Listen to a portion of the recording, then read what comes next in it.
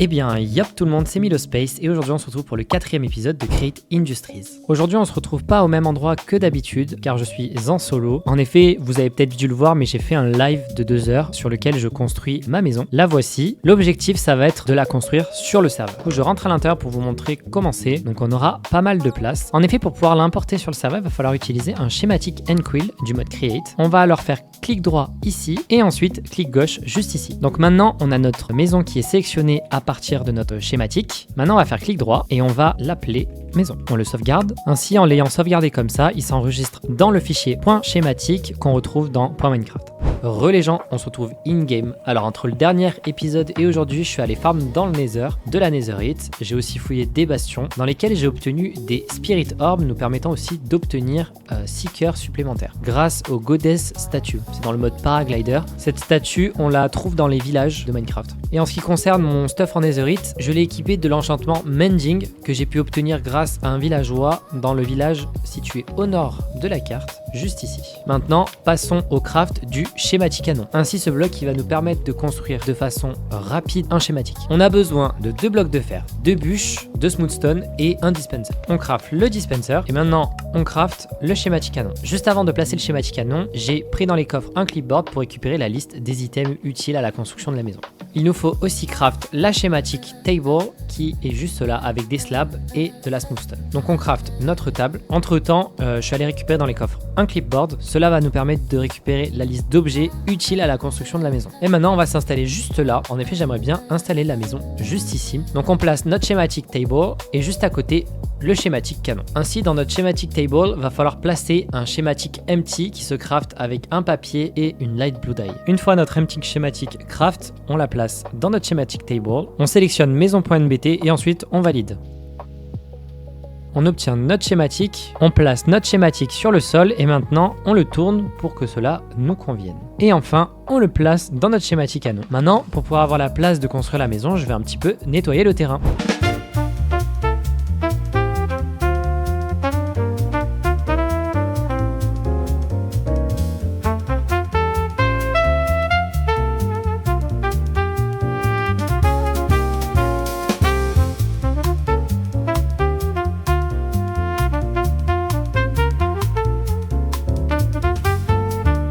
Bien on se retrouve après ce petit timelapse. Voilà, la zone est toute propre. Maintenant, on va pouvoir récupérer les objets nécessaires à la construction de la maison. Vous pouvez voir qu'on va avoir besoin de pas mal de dark oak planks. Ensuite, on va avoir aussi besoin de spruce et après quelques objets en tout genre. Ainsi, ce type de planches s'obtiennent avec le mode chipped. Il nous faudra craft la carpenter stable qui se craft comme ceci. Ainsi, on place dans la table de craft et on obtient la carpenter stable. On peut la placer juste ici. Maintenant, quand on récupère des spruce planks et qu'on les met à l'intérieur, on peut récupérer le type de bois nécessaire au craft de la maison.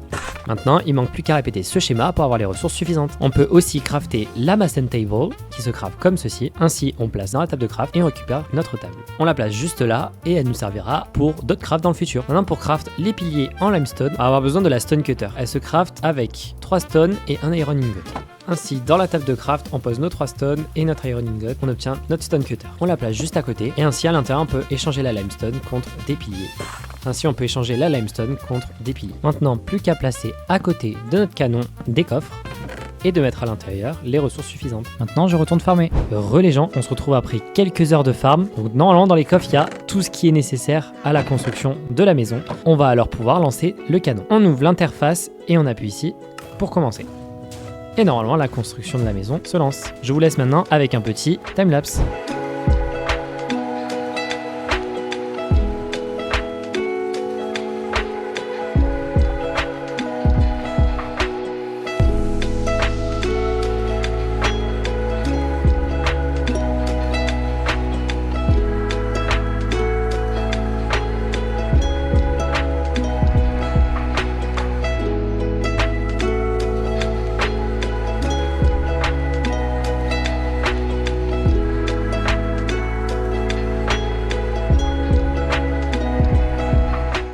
Les gens, et voici notre maison terminée. Alors, personnellement, je suis content du résultat. La maison est spacieuse, elle va pouvoir accueillir tous les systèmes Create et aussi on va pouvoir s'y poser dedans sans se faire attaquer par un monstre. C'est enfin un petit endroit où je pourrais me poser et poser toutes mes affaires. Maintenant, on s'attaque à la décoration de la maison et de l'intérieur et de son aménagement.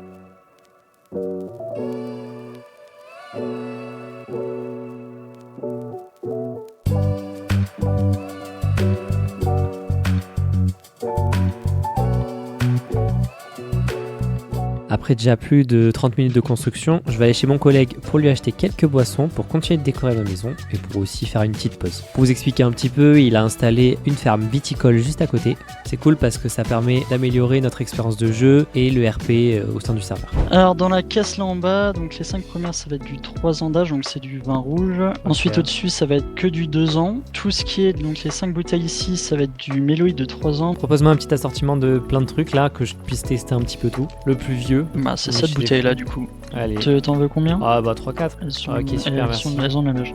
Je vais prendre un peu de cidre. Vas-y, je me sers un. Hop. Vas-y, je prends celui-là. Je prends celle-là aussi. Je cherchais de quoi te payer, j'arrive. Vas-y. Bon, comme vous pouvez le voir, on est en train d'acheter de la bière, du vin. Évidemment, c'est dans Minecraft, c'est pas dans la vraie vie. Bon, du coup, pour le payer, j'ai pris 5 diamants. Donc, on va aller lui donner de suite. Bon, tiens, du coup, je te paye 5 diaments. Hop. Oh, nickel. Et un petit peu de bière, si t'as de la bière aussi. Ouais, je vais prendre une blé, une barley et une autre. Je crois que t'as toutes les types. T'as pris quoi là? Bah, je prends un de chaque type. Bon, allez, je retourne chez moi. Bon, bah, arrivé à la maison, maintenant, on va ranger tout ce qu'on a acheté à notre ami. Donc, on va pouvoir ranger le vin. Hop. Hop. Le cidre, on peut le ranger en haut. On va mettre le deuxième sur la table. Et ensuite, les bières, on va les stocker ici. Ainsi, avec les premiers échanges effectués sur le serveur, il va être temps de mettre en place une monnaie commune. On utilisera les pièces en or du mode Create Deco. 4 pièces peuvent être combinées dans la table de craft pour former des lots de 4 pièces. J'ai eu un peu de visite, il est venu m'offrir un petit cadeau. Il s'agit de la photo de mon manoir. Attendez, j'enlève et je mets la photo en couleur. Et maintenant, on reprend la déco.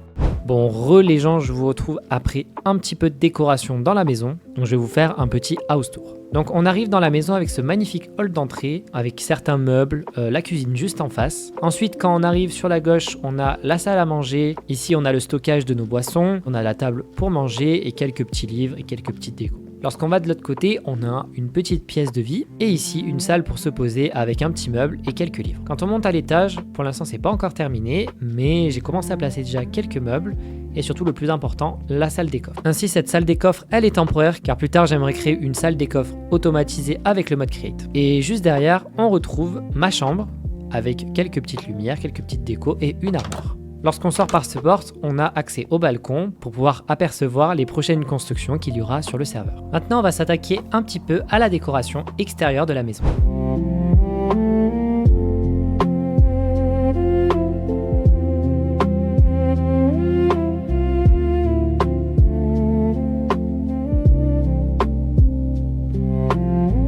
Les gens, comme vous pouvez voir, c'est terminé. Je suis assez content parce que durant cet épisode, on a pas mal avancé, mais on va pas s'arrêter là. En effet, j'ai vu quelques-uns de vos commentaires qui parlaient du fait que les vidéos étaient assez courtes. En effet, elles me prennent beaucoup de temps à monter, à préparer, mais je vais vous faire plaisir. Je vais essayer d'augmenter la durée des vidéos.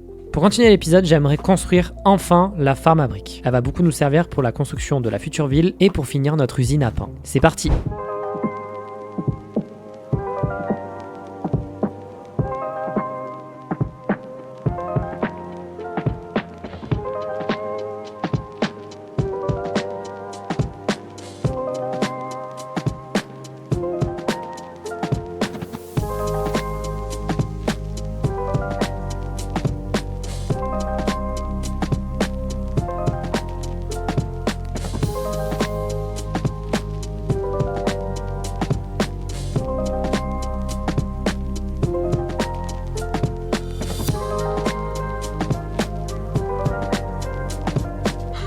Bon bah les gens, l'usine est terminée, donc je vais vous la présenter. Donc on a la ferme à cobblestone juste ici, une ferme qu'on peut construire en vanilla. Ensuite cette cobblestone elle va être emmenée sur des tapis roulants dans des concasseurs. Ces concasseurs ils vont transformer cette cobblestone en gravier. Elle va être transformée en sable, en silex et en argile. Et ensuite cette argile il nous suffira de la cuire grâce à un ventilateur et de la lave pour obtenir de la brique. Comme on peut le voir ici, l'argile arrive, se transforme en brique et ensuite se retrouve dans ce baril. Voilà, maintenant on n'aura plus de problème de briques.